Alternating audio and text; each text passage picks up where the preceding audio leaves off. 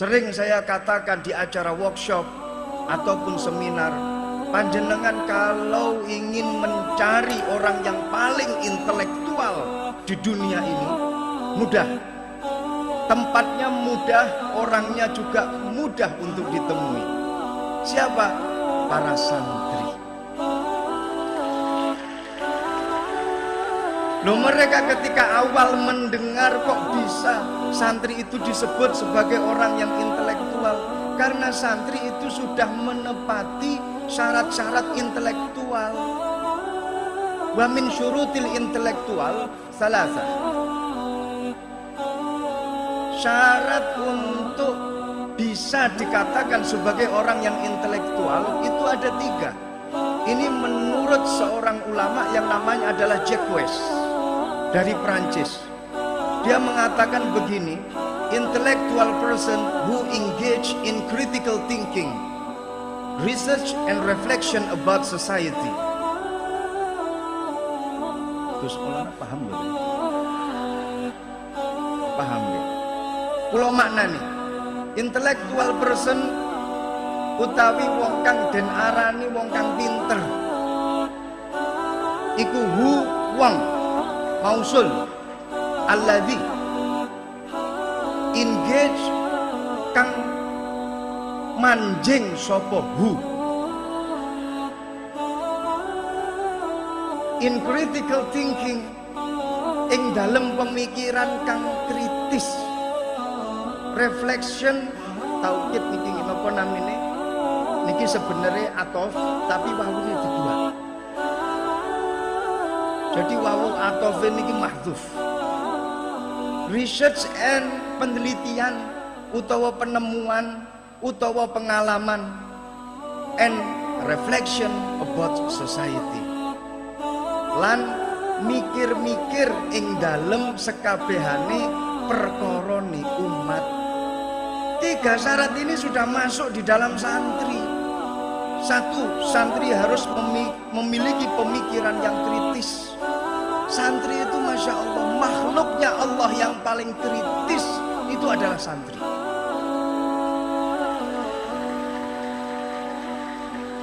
Loh, bagaimana nggak kritis? Tadi sudah disampaikan oleh Mbah Kiai Alwani. Kulo namung nambahi sekedik kemawon. Sejatosipun mau'idatul hasanah al-uzma itu sudah disampaikan oleh Mbah Kiai Alwani. Kulo namung nambahi sithik mawon. Dados panganan sing paling utama niku sampun panjenengan dahar.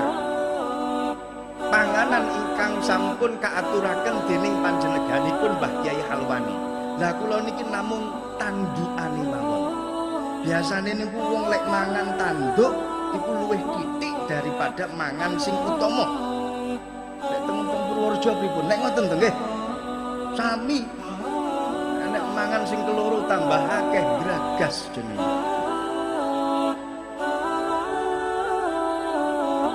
Jadi santri tadi sudah disampaikan oleh beliau. Wujud-wujud daripada santri ini dari penilaian yang sangat objektif, Dawes Dekker dan lain sebagainya menilai tentang pondok pesantren itu wujud daripada pemikiran kritisnya para santri.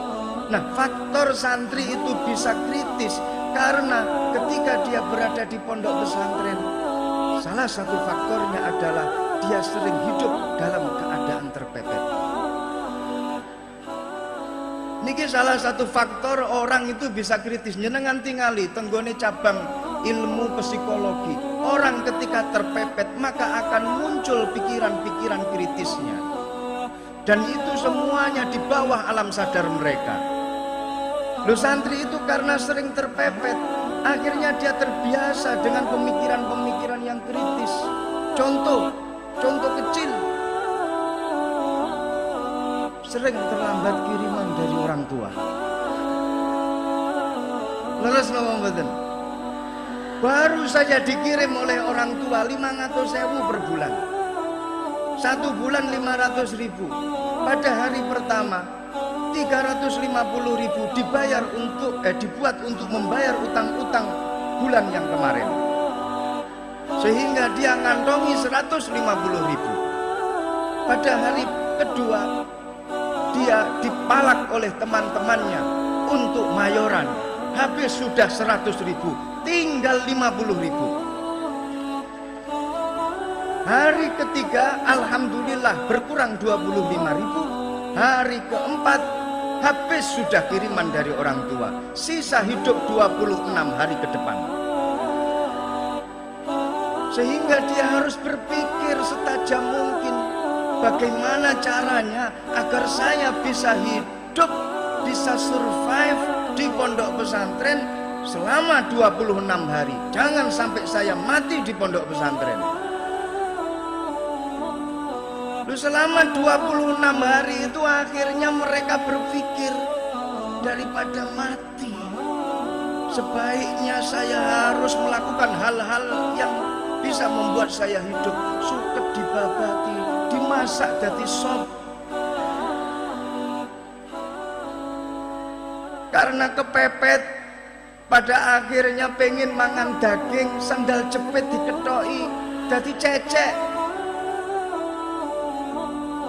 Itu masih mending daripada kepepet nggak bisa hidup. Ayamnya kiai keluyuran masuk ke dalam kamar, sikat. Saya tadi baru diceritai oleh Kiai Aziz, ternyata beliau pernah berhutang beberapa ayam ke Mbah Kiai Mahrus. Untung mas saya ada di sini, kalau nanti saya pulang dibawai ayam berapa yang panjenengan beleh, siap saya bawa ke Kediri. Itu katanya ada yang lebih parah lagi, kambing masuk ke kamar, sikat dengan satu dalil, kiai mesti ridho.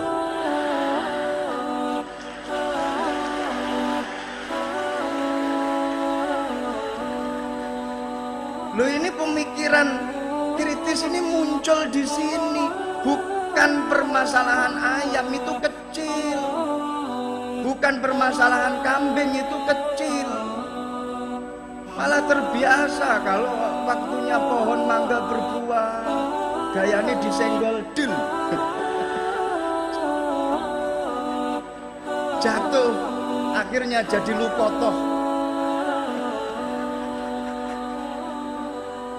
Bukan masalah mangganya, tapi bagaimana dia bisa berelah, bisa merubah hukum syarikoh menjadi lukotoh.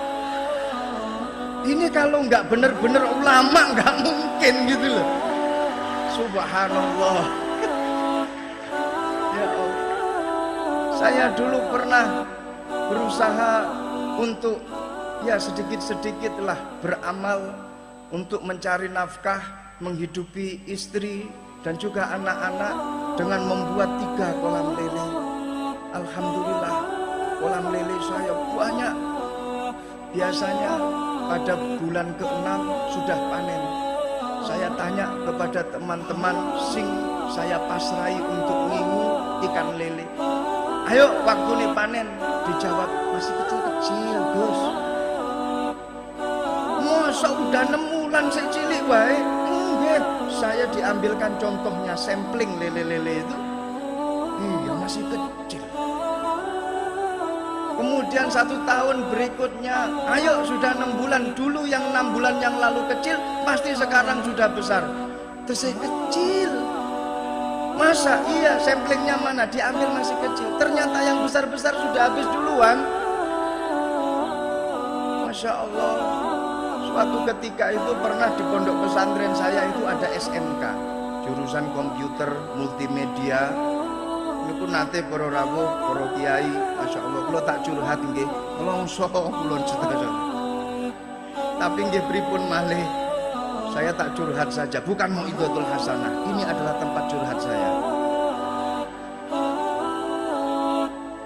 Gawe kolam lele 3. Kemudian setelah itu suatu ketika ba'dal maghrib tenggone pondok pesantren sing kula dipasrai niku sepi.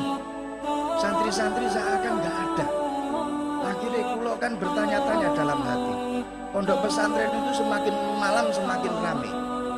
Semakin malam semakin ramai. Ini isya sepi.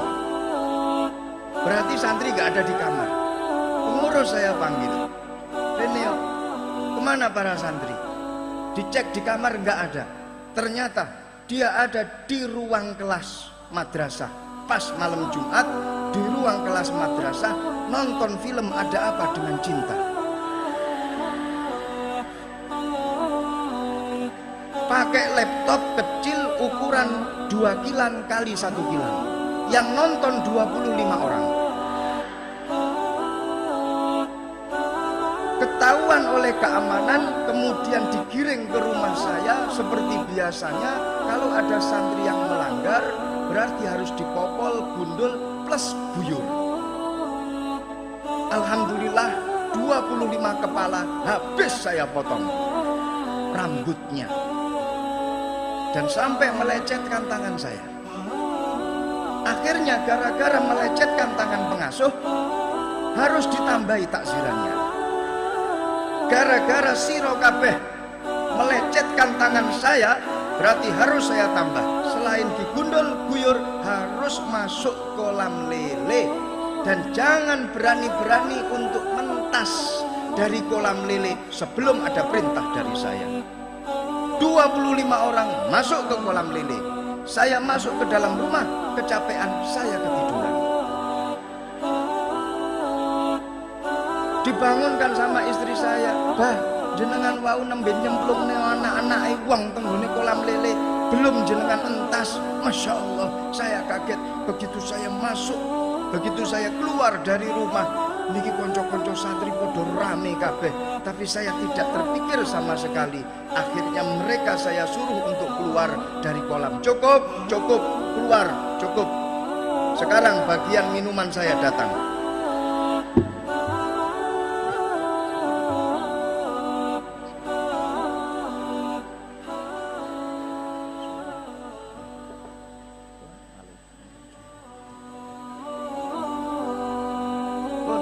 Saya suruh keluar. 15 menit berikutnya, Masya Allah, pondok pesantren sudah enggak sepi lagi. Berubah jadi pasar, asap ngepul kemana-mana. Saya kaget, ini pondok kebakaran, pondok kebakaran. Keluar saya dari rumah, saya tanya pengurus, ada apa kok kebakaran pondok pesantrennya? Ngapunten, konco-konco bakar lele. Jadi ketika dia berada di kolam lele, dia sempat mengambil lele-lele saya, dilempar keluar dari kolam. Saya tidak terpikir lelenya karena sudah dibakar. Tapi yang saya pikirkan adalah, Masya Allah, begitu hebatnya santri, berpikiran kritis, bisa mengambil kesempatan di segala kesempitan. Duniki lho, makanya para santri keluar dari pondok pesantren, segala permasalahan masyarakat, insya Allah santri siap untuk menjadi pengayom-pengayom dan mencarikan segala solusi untuk masyarakat. Ini santri. Bahkan kalau di dalam Al-Quran dipun sampaikan lebih dari itu syaratnya intelektual itu. Dan itu juga dimiliki oleh para santri, yadhkurunallaha qiyaman wa qu'udan wa ala junubihim wa yatafakkaruna fi khalqis samawati wal ard. Lek tenggone syarate intelektual niku lek di bahasa Arabno tidak jauh beda dengan ulil albab. Kalau menurut mereka mendefinisikan intellectual person adalah orang yang punya pemikiran kritis, Al-Quran lebih dulu. Yang dimaksud dengan orang-orang yang intelektual adalah dia berzikir kepada Allah di setiap tingkah lakunya, dan sing dipikir gak cuman masalah dunya tok. Wa yatafakkaruna fi khalqis samawati wal ardi wa ikhtilafil laili wan nahar la ayatil liulil albab. Jadi santri selangkah lebih maju daripada orang-orang intelektual. Karena apa? Orang intelektual hanya mikir permasalahan dunia, santri sing dipikir dunia akhirat, bumi sak langite pisan.